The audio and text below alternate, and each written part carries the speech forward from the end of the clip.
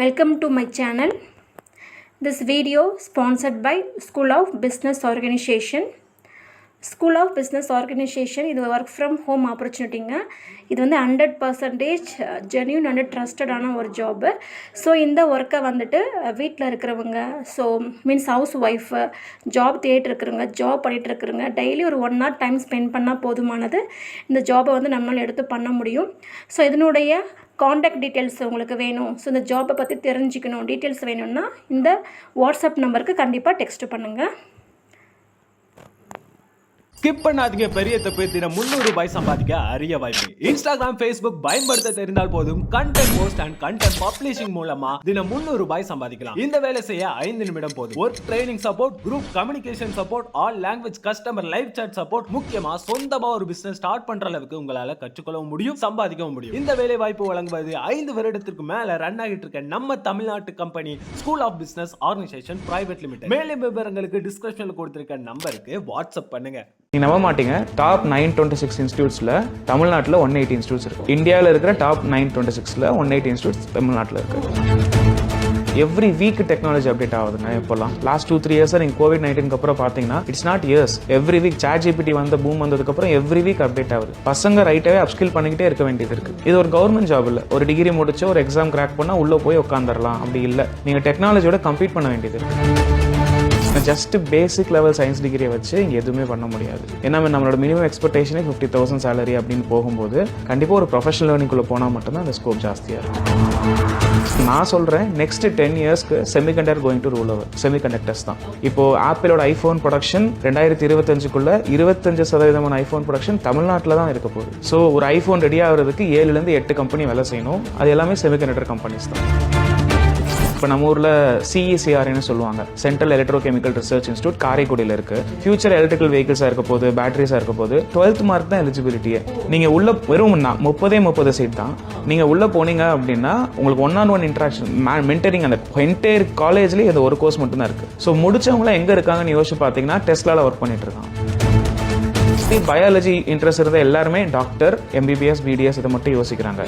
Medicine aligned கோர்சஸ்னு சொல்லுவாங்க. நான் நிறைய இடத்துல சொல்லுவேன், நீங்கள் நீட் எழுதுனீங்கன்னா ஒரு 8-10 ஆப்ஷன் தாங்க இருக்குது. நீட் எழுதுலைன்னா ஒரு 25 ஆப்ஷன்ஸ் இருக்குது.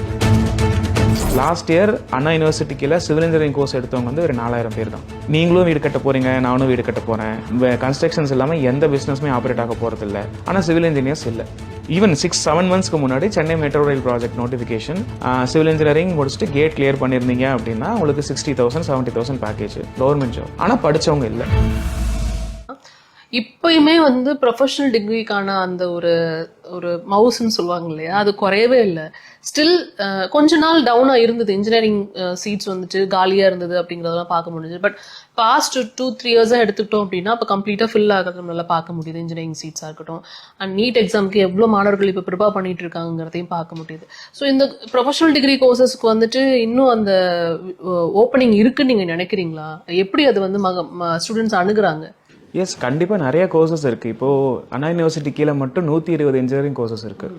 ஆனால் மேஜராக என்ன சேலஞ்சுனா பசங்க அந்த 4-5 கோர்சஸ் மட்டும் சூஸ் பண்ணுறதா ரியல் சேலஞ்சாக இருக்குது.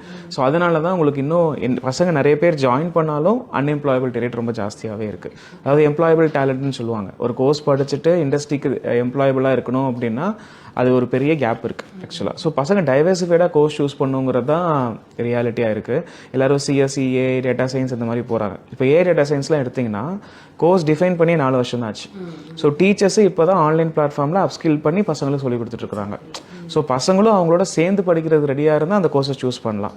ஸோ அந்த எக்ஸ்பர்டைஸ் இல்லாமல் நான் வந்து ஃப்ரெஷ்ஷாக சூஸ் பண்ணுறேன் அப்படின்னா எப்பவுமே என்ன சொல்லுவாங்கன்னா UG லெவலில் வைடாக சூஸ் பண்ணிவிட்டு PG லெவலில் நேரோ டவுன் பண்ணணும். ஸோ கண்டிப்பாக ப்ரொஃபஷனல் கோர்சஸ்க்கு டிமாண்ட் இருக்குது. ஏன்னா இமீடியட் எம்ப்ளாய்மெண்ட் கண்டிப்பாக இருக்குது. இதே நீங்கள் எனி ஆர்ட்ஸ் டிகிரி எடுத்திங்கன்னு வச்சுக்கோங்களேன், BSc, MSc, PhD வரையும் போக வேண்டியது இருக்குது. ஏன்னா ஜஸ்ட் பேசிக் லெவல் சயின்ஸ் டிகிரியை வச்சு இங்கே எதுவுமே பண்ண முடியாது.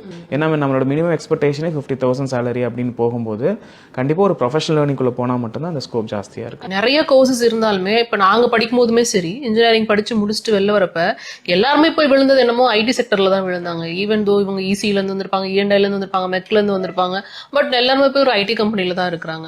பட் இப்போ இன்னும் என்ன பண்ணுறாங்க அப்படின்னா BSc கம்ப்யூட்டர் சயின்ஸ் முடிக்கிறாங்க, BCA முடிக்கிறாங்க. அவங்களுக்குமே வந்து ஐடியில் வந்துட்டு ஜாப்ஸ் ஓப்பனிங் இருக்குது. அப்படிங்கிறப்ப நான் ஏன் வந்து இன்ஜினியரிங் சூஸ் பண்ணணும் அப்படிங்கிற ஒரு விஷயம் இருக்குது. உங்கள் டார்கெட் என்னவா இருக்குது அப்படிங்கிறது இங்கே யாரும் பாக்குறது இல்ல. அட்லாஸ்ட் பிளேஸ்மெண்ட் இருக்கா, எனக்கு படிச்சு முடிச்சோடனே வேலை கிடைக்குமா, அது மட்டும் தான் யோசிக்கிறாங்கிறத பார்க்க முடியுது. அப்படி இருக்கிறப்ப ஏன் வந்து வைட் ரேஞ்ச் ஆஃப் கோர்சஸை வந்து அவங்க செலக்ட் பண்ணி திருப்பியும் போய் அதில் விழுறாங்கிற மாதிரி எனக்கு தோணுது. இல்லை ஆக்சுவலாக என்னன்னா அது ஒரு ஃபேண்டசி இருக்கு. ஐடி என்ட்ரி ஈஸி கம்பேரிட்டிவ்லி மற்ற இண்டஸ்ட்ரிக்குள்ள போகிறத விட ஐடி என்ட்ரி ஈஸியாக இருக்கு. அது ரொம்ப முக்கியமான விஷயம். ஆனால் உண்மை என்னன்னா மோஸ்ட் அன்ஸ்டேபிள் இண்டஸ்ட்ரி ஐடி தான். நீங்கள் ஒரு 45 இயர் ஓல்ட் கிட்ட போய் கேட்டிங்கன்னா ஐடி ப்ரொஃபஷனல் கிட்ட எப்போ எனக்கு வேலை போகணும்னு அவருக்கே தெரியாது.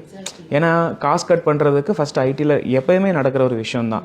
இப்போ அப்படியே பேரலாக வருவோம். கோர் இன்ஜினியரிங் பிரான்ச்சஸ்னு எடுத்துப்போம். The real engineering is mechanical, ECE, triple E இந்த மாதிரி விஷயங்கள்லாம் இருக்குது. அதில் என்ட்ரி கண்டிப்பாக கஷ்டமாக இருக்கும். ஏன்னா நீட் ரைட் ப்ரொஃபஷனல்ஸுங்கிறனால என்ட்ரி கஷ்டமாக இருக்கும். பட் க்ரோத் கண்டிப்பாக எக்ஸ்போனன்ஷியலாக இருக்கும். ஸோ பசங்க வந்து அந்த ஃபேண்டசி நோக்கி ஓடாமல் ஆக்சுவலாக அன்ஸ்டேபிள் இண்டஸ்ட்ரிங்கிறது புரியாமல் எடுத்துக்கிறாங்கிறது தான் ரியல் ப்ராப்ளமாக இருக்குது. இப்போ நான் சொல்கிறேன் நெக்ஸ்ட் 10 இயர்ஸ்க்கு semiconductor going to rule over. Semiconductors தான். இப்போது ஆப்பிளோட ஐஃபோன் ப்ரொடக்ஷன் 2025க்குள்ள 25% ஐஃபோன் ப்ரொடக்ஷன் தமிழ்நாட்டில் தான் இருக்க போகுது.